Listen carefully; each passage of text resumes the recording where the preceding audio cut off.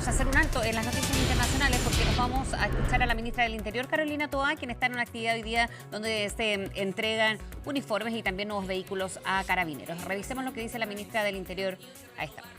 Muchos de los vehículos que estaban obsoletos, pero sin embargo nunca se llega al 100 también. Entonces quisiera saber cuánto queda eso, que significa básicamente tiempo de respuesta para los ciudadanos. Sí, primero sobre la pistola Taser. La pistola Taser no está considerada en el equipamiento policial. Para incorporarse, de acuerdo a la ley de modernización, tiene que hacer todo un proceso y entrar en los protocolos que regulan el equipamiento que la policía tiene. Se hizo una evaluación en el gobierno anterior y no fue aprobado este equipo. No se incorporó porque salió rechazado en esa evaluación. En nuestra administración se ha hecho una nueva evaluación, es parte de un protocolo que se está haciendo de todos los dispositivos de inmovilización.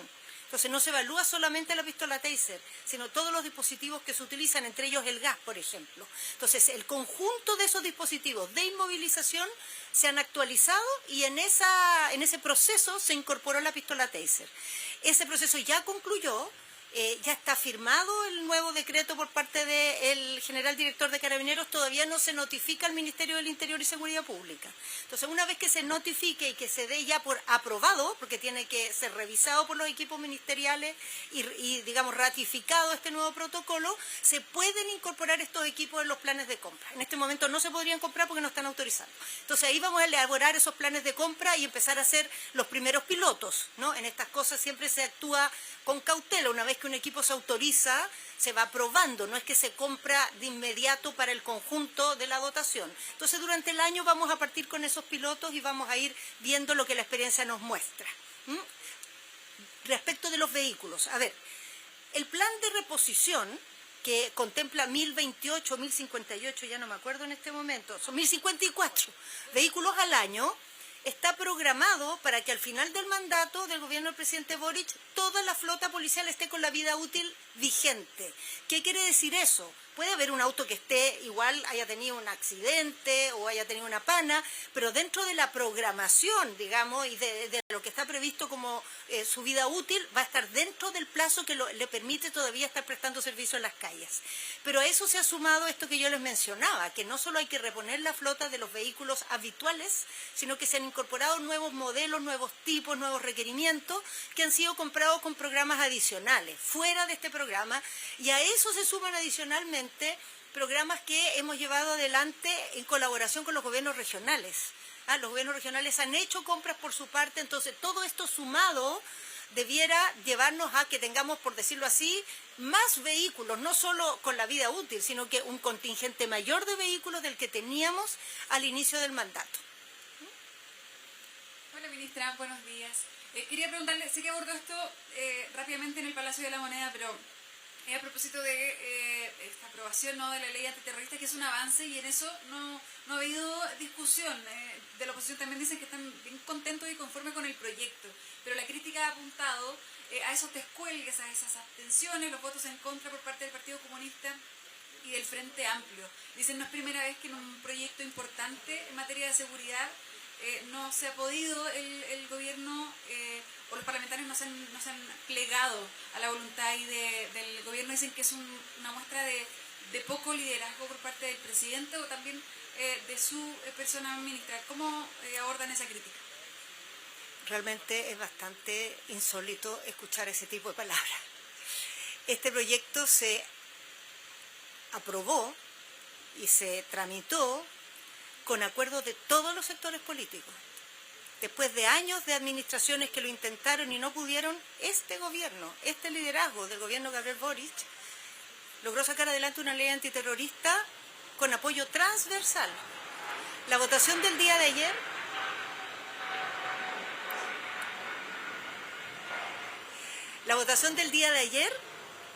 se refiere a dos temas realmente menores en el contexto de esta ley, que fueron una comisión mixta y que tuvieron una votación dividida, pero se aprobaron. Yo recuerdo en gobiernos anteriores, cuando gobernaba la oposición, que llevaban proyectos al Parlamento y se rechazaban con votos en contra de sus propios sectores. Entonces, no es eso lo que estamos viviendo ahora. Estamos viviendo un avance en una materia que fue muy, muy difícil de lograr y lo estamos haciendo con gran acuerdo. No sé cuál es el gusto de quitarle a la ciudadanía ese triunfo. Que haya debate en estos proyectos y haya votaciones es lo normal, para eso está el Parlamento. Pero lo que tenemos que lograr en este tema y en otros temas es que en esas materias en que hay diferencias, que en el caso de la ley antiterrorista es un tema muy menor, insisto, se diriman por votación y no nos paralicen ese tipo de desacuerdos. En el pasado nos han paralizado. En el pasado no lográbamos sacar una ley antiterrorista, no lográbamos sacar un Ministerio de Seguridad, no lográbamos sacar un royalty y ahora lo hemos logrado sacar. Las diferencias se zanjan de maneras democráticas en un sistema como el que nosotros tenemos y eso es lo que se hizo ayer en el Parlamento.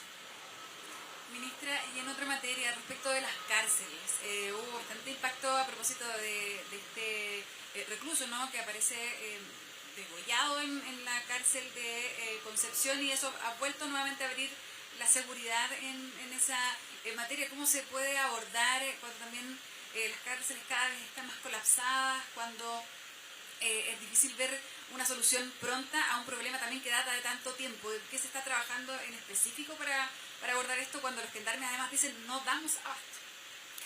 Bueno, se recordará que el gobierno del presidente Gabriel Boric empezó a hablar del problema de las cárceles antes que se presentara la situación tan violenta y brutal que vimos en un penal de una persona degollada.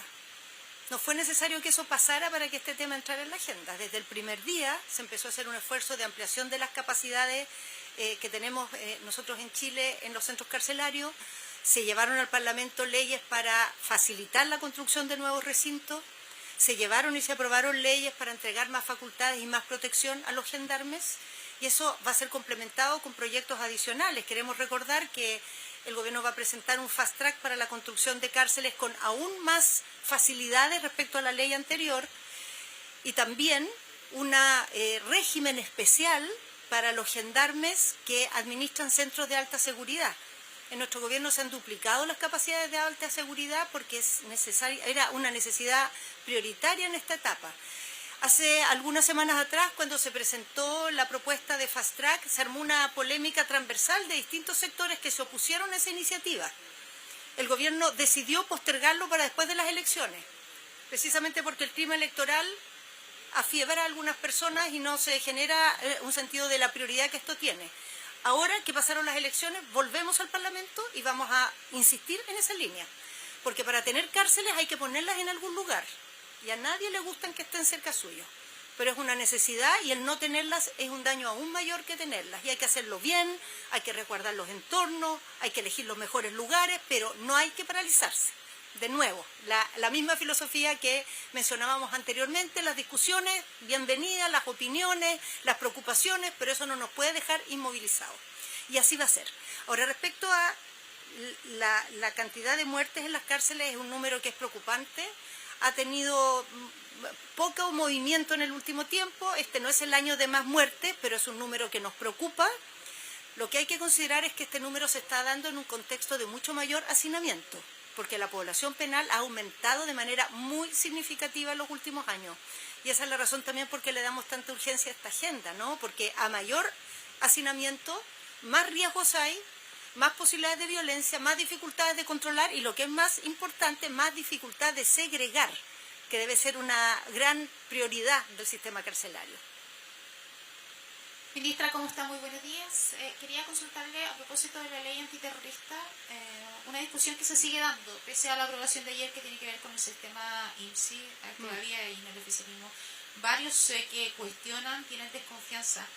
¿Cómo se va a garantizar que, o se va a garantizar finalmente que va a tener el uso para el cual se está implementando? Bueno, primero, el Ejecutivo está conforme con la manera en que quedó regulado este tipo de mecanismo. En algunas de las versiones que tuvo el proyecto, la regulación quedaba muy laxa y era muy riesgoso, efectivamente, porque se podía ocupar el sistema IMSI-Catcher para conocer el contenido de las comunicaciones de las personas, es decir, lo que hablaban o el contenido de los mensajes que se enviaban.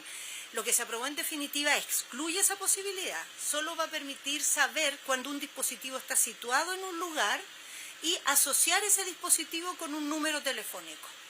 Entonces, la identificación del dispositivo y su vinculación con un número telefónico. Solamente va a poder ocuparse esta tecnología por parte de la Fiscalía con autorización del juez y después de demostrar que otros métodos más convencionales no son suficientes. Cuando se ocupe, va a haber una obligación que dentro de un plazo va a obligar, pasado ese periodo, a destruir la información residual, es decir, aquella en la cual se manejan datos que terminan no estando vinculados con el delito que se investiga y no dan cuenta de ninguna participación que se puede perseguir penalmente. Esos datos se deben destruir. Se agregó a ello que se dará cuenta el Parlamento anualmente del uso de esta tecnología y se establecieron una serie de sanciones en caso de mal uso de esta. Entonces, la manera en que quedó regulado da bastantes garantías. Se generó una discusión en el Parlamento en el sentido de ampliarlo a otro tipo de delitos no terroristas.